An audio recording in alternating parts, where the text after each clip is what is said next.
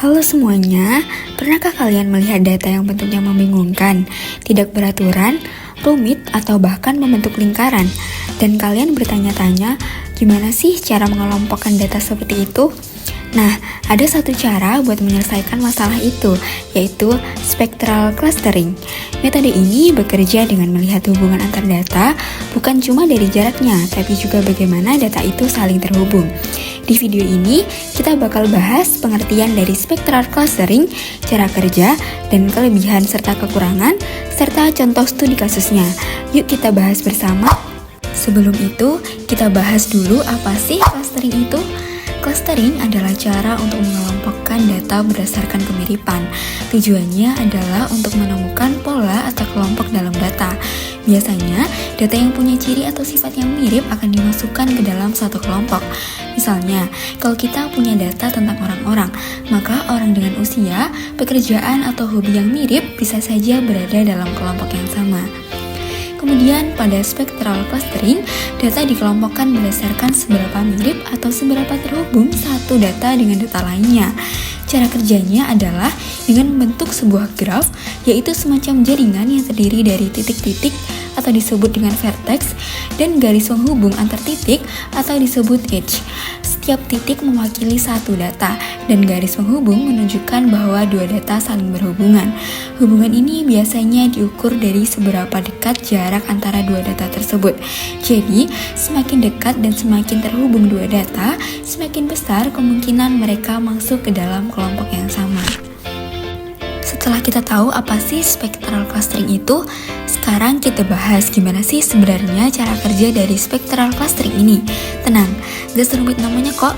Yuk kita bahas langkah-langkahnya satu persatu.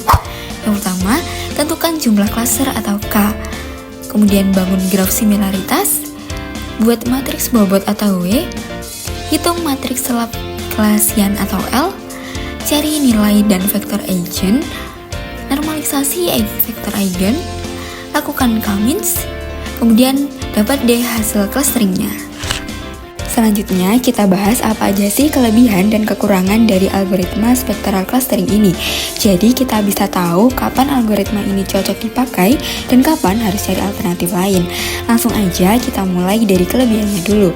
Yang pertama, cocok untuk bentuk klaster kompleks seperti spiral dan cincin yang sulit dipisah oleh K-means. Yang kedua, fleksibel dalam ukuran dan kepadatan klaster, tidak butuh asumsi semua klaster seragam. Yang ketiga, mampu menangani data nonlinear berkat penggunaan fungsi kernel. Yang keempat, bisa langsung menggunakan matriks similaritas tanpa perlu representasi data dalam bentuk vektor. Kemudian, kekurangannya yaitu yang pertama, komputasi berat untuk data berukuran besar karena harus menghitung nilai eigen. Yang kedua, sensitif terhadap parameter. Yang ketiga, jumlah klaster harus ditentukan di awal sehingga tidak bisa otomatis. Kemudian yang keempat yaitu kurang stabil terhadap noise dan outlier, bisa memengaruhi hasil dari clustering. Setelah kita bahas teori dan cara kerjanya, sekarang kita langsung aja masuk ke bagian yang paling seru, yaitu studi kasus. Di sini kita akan ngebuktiin gimana spectral clustering bisa mengelompokkan data yang bentuknya gak biasa, misalnya kayak data berbentuk lingkaran atau spiral.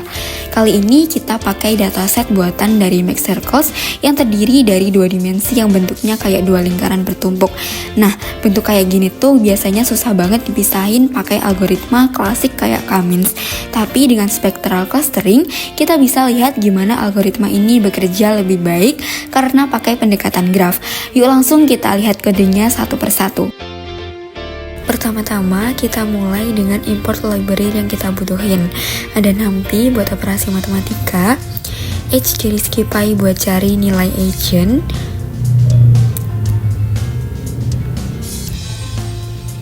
Max Circles dari scikit-learn untuk membuat data lingkaran,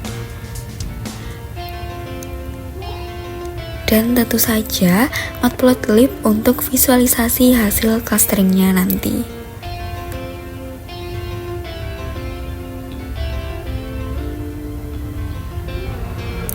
Di sini kita membuat dataset lingkaran ganda sebanyak 300 data point. Kita juga menambahkan noise sedikit agar datanya tidak terlalu sempurna dan lebih realistis.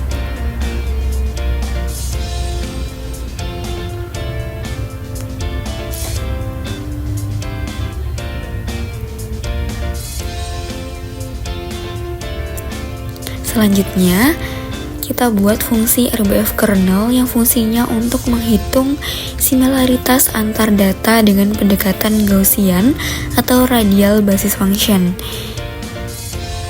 Intinya, ini yang membuat algoritma bisa menangkap pola nonlinear.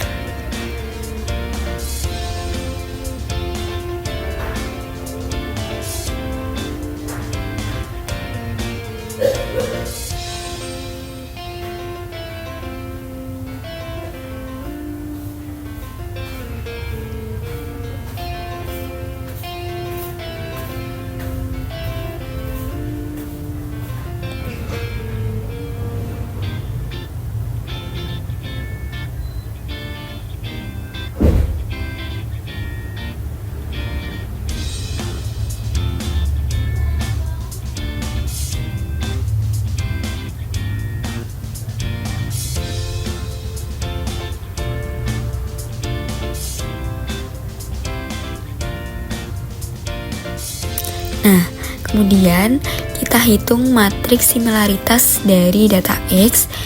Nilai gamanya kita set ke 15 supaya lebih sensitif sama jarak antar titik data.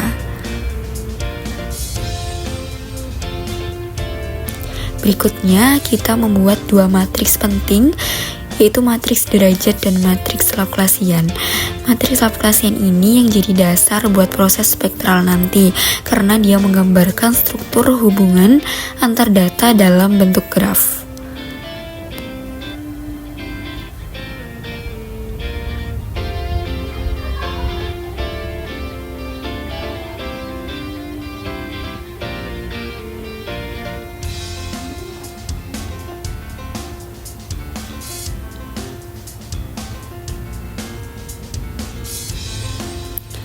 Selanjutnya, waktunya proses utama yaitu spectral clustering. Kita hitung nilai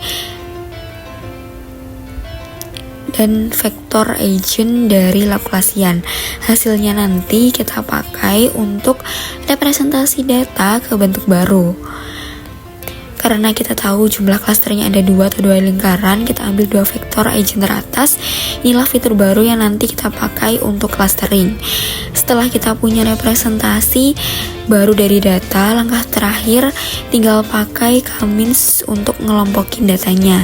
Tapi kali ini kita bukan clustering data mentahnya, tapi hasil dari vektor eigen tadi.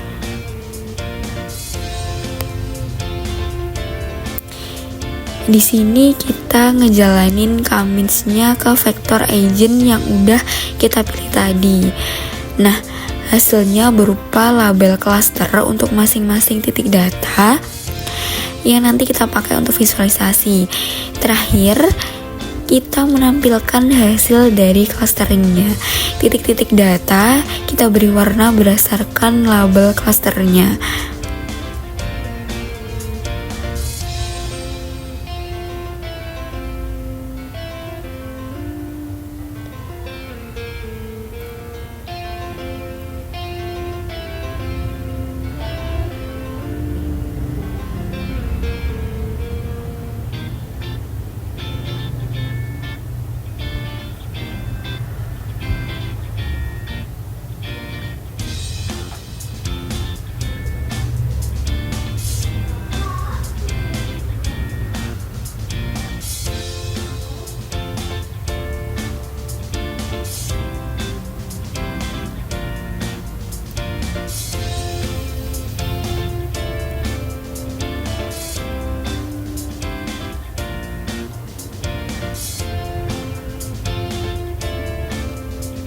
Di sini kita buat title labelnya yaitu Spectral Clustering Result with Max Circles Dataset. Berdasarkan hasil dari visualisasi ini, spectral clustering berhasil memisahkan kedua lingkaran dengan sangat baik. Lingkaran luar dikelompokkan ke dalam satu klaster berwarna ungu tua, sedangkan lingkaran dalam masuk ke klaster berwarna kuning. Tidak ada titik yang salah dikelompokkan, menunjukkan bahwa metode ini sangat efektif dalam menangkap struktur kompleks pada data. Spectral clustering bekerja dengan membangun matriks kemiripan antar titik, lalu memproyeksikannya ke ruang dimensi rendah menggunakan eigenvektor. Setelah itu, metode seperti Kamitz diterapkan pada hasil proyeksi tersebut. Pendekatan ini memungkinkan pemisahan yang bersih, bahkan ketika bentuk data tidak bisa dipisahkan secara linear. Hasil dari visualisasi ini membuktikan bahwa spectral clustering sangat cocok untuk menangani pola data yang kompleks dan non-linear. Sekian video dari kelompok kami. Semoga bermanfaat. Bye-bye. Audio Jungle.